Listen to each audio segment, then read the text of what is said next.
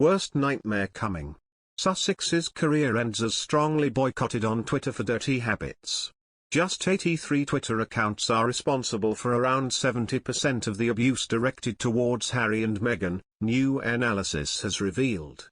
Investigation of over 114,000 tweets has revealed a coordinated campaign of harassment of the Duke and Duchess of Sussex, with just a handful being behind negative and often hateful content. On Tuesday, Boycotted, a free platform developed to classify and track inauthentic accounts and toxic trolls using machine learning and artificial intelligence, released a report examining Twitter activity relating to the royal couple. It found that the coterie of accounts used their combined 187,631 followers to fuel their campaign of negativity, with the analytics service chief suggesting that the level of complexity usually comes from people who are paid for such targeting. A Twitter spokesperson told BuzzFeed that they are actively investigating the information and accounts referenced in this report. "We will take action on accounts that violate the Twitter rules." Twitter's terms of service forbid activity that harasses or intimidates, or is otherwise intended to shame or degrade others. The Duke and Duchess have often decried the online abuse that they receive as high-profile figures. They do not currently have any social media presence, and neither does their charitable foundation Archewell. The Archewell website is used by the couple to make announcements and statements. In an interview in January, Harry said the two would revisit social media when it feels right for us, perhaps when we see more meaningful commitments to change or reform. The Duchess of Sussex previously said in 2020 that she had not been on social media for her own self-preservation. Christopher Boozy, CEO of Boycotted, which has previously analyzed campaigns to discredit the results of the US election in 2020 and coronavirus disinformation, said the hate towards the royal couple was unlike anything he had seen before.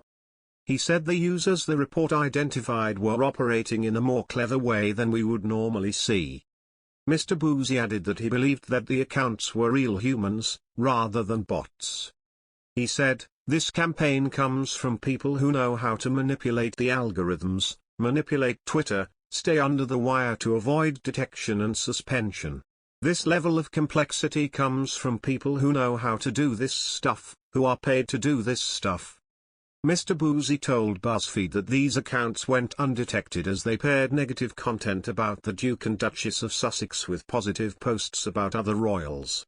He estimated that 40% of the accounts had been suspended by Twitter, but used tactics such as making accounts private or temporarily deactivating them in order to avoid suspension. When BuzzFeed contacted the accounts for comment, as of this morning 4 had been suspended and another 6 had made their accounts private.